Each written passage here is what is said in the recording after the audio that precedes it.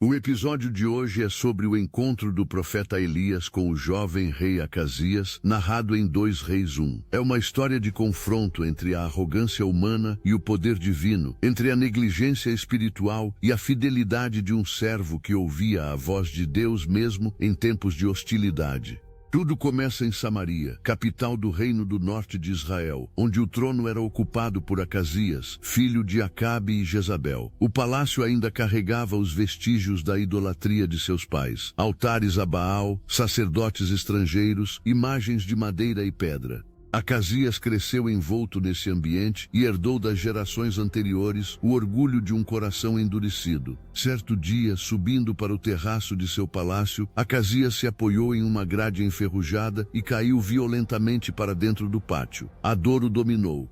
As feridas sumiam de vista, mas dentro dele o medo do futuro crescia. "Tragam-me mensageiros", ordenou com voz fraca. Quando os servos se aproximaram, ele continuou: "Vão a Ecrom e perguntem a Baal-Zebub, deus daquela cidade, se eu vou sobreviver a essa enfermidade." Aquilo soava natural aos ouvidos dos que se habituaram a ouvir o nome de falsos deuses. No entanto, nos montes de Samaria, havia alguém que não aceitava silêncio diante da infidelidade. O anjo do Senhor apareceu a Elias, o profeta de vestes ásperas, dizendo-lhe: "Levanta-te e vai ao encontro dos mensageiros do rei de Samaria. Dize-lhes: porventura não há Deus em Israel, para que vais consultar Baal-Zebub, deus de Ecrom." Elias ouviu e partiu sem hesitar.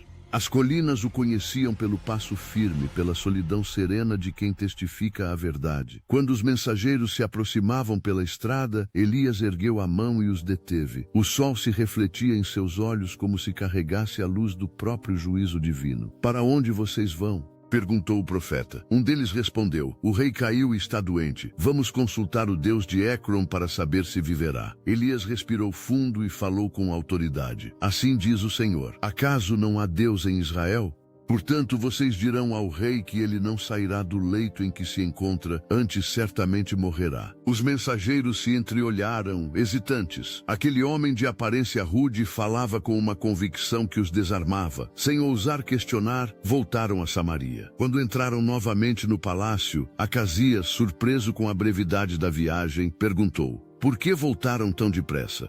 Um dos servos respondeu: "Encontramos um homem vestido de pelos e com um cinto de couro nos lombos. Ele disse que deveríamos trazer esta mensagem: assim diz o Senhor, não sairás do leito em que estás, porque morrerás." Acasias empalideceu e murmurou: "Era Elias, o tesbita." Uma lembrança distante ressoou em sua memória. História sobre fogo descendo do céu, sobre um homem que enfrentara o rei seu pai no Monte Carmelo. Orgulhoso ordenou: "Enviem um capitão com 50 soldados, que o tragam imediatamente." Elias estava assentado no topo de uma colina quando o capitão chegou. Ao vê-lo, ergueu a voz: "Homem de Deus, o rei ordena que desças." Elias respondeu calmamente, sem se mover: "Se eu sou homem de Deus, desça fogo do céu e consuma a ti e aos teus 50." No instante seguinte, o chão tremeu e uma chama divina desceu, iluminando a encosta. Silêncio, fumaça. O vento soprou sobre as cinzas, levando consigo o orgulho do homem que havia desafiado o Senhor. Mas Acasias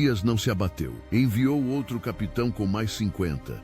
Este subiu apressado e gritou: "Homem de Deus, assim diz o rei, desce imediatamente." Elias, sereno, respondeu o mesmo que antes, e novamente o fogo desceu e consumiu o grupo. A notícia voltou a Samaria como golpe de susto e revolta. Os servos se entreolharam temerosos, mas o rei insistiu.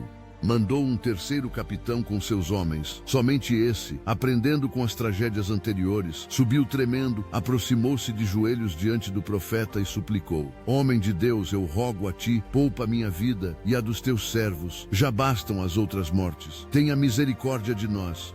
Elias olhou para o céu. O anjo do Senhor lhe disse: "Desce com ele, não temas." E então o profeta se levantou. O capitão o conduziu até Samaria com respeito e temor. Quando Elias entrou na câmara do rei, o ar parecia pesado. Acasias estava pálido, com olhos inquietos. "Então és tu, Elias?" disse ele. O profeta respondeu: "Sou eu, assim diz o Senhor, porquanto enviaste mensageiros para consultar Baal-Zebub, deus de Ecrom. Como se em Israel não houvesse Deus, tu não te levantarás deste leito."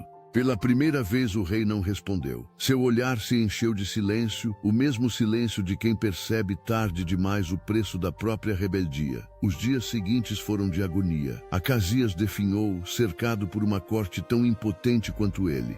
Elias voltou às colinas e a cidade murmurava sobre o juízo do Senhor. As palavras do profeta se cumpriram. O trono de Samaria perdeu mais um rei, e o povo aprendeu, ainda que por pouco tempo, que a arrogância humana jamais silenciará a voz de Deus. A história não é apenas sobre castigo, mas sobre misericórdia. O terceiro capitão que se humilhou, viveu. Elias não o condenou, o recebeu e caminhou com ele. É um lembrete de que a verdadeira grandeza nasce da reverência. Quando reconhecemos o poder de Deus e dobramos nossos joelhos, o fogo do céu já não é destruição, mas luz que guia. Elias aprendeu a discernir o momento da justiça e o momento da compaixão.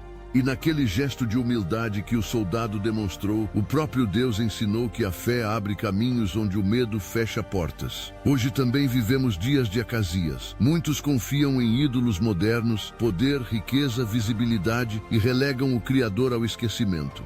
Há corações que buscam resposta em tudo, menos em Deus. Mas a voz do profeta ainda ecoa. Porventura não há Deus em Israel? Existe sim, ele continua presente, pronto a ouvir, pronto a restaurar, pronto a receber quem se volta com sinceridade. Basta um coração disposto a ajoelhar-se e dizer: Senhor, tem misericórdia de mim. Que essa história renove sua fé. Que, em meio às dores ou quedas, você escolha ouvir a voz de Deus em vez das vozes do medo. Ele é o mesmo que guiou Elias, o mesmo que perdoou o soldado, o mesmo que pode transformar sua fraqueza em novo começo. Confie, busque, erga-se. Se você gostou, curta e compartilhe esta mensagem para que mais pessoas sejam fortalecidas pela fé em nosso Deus.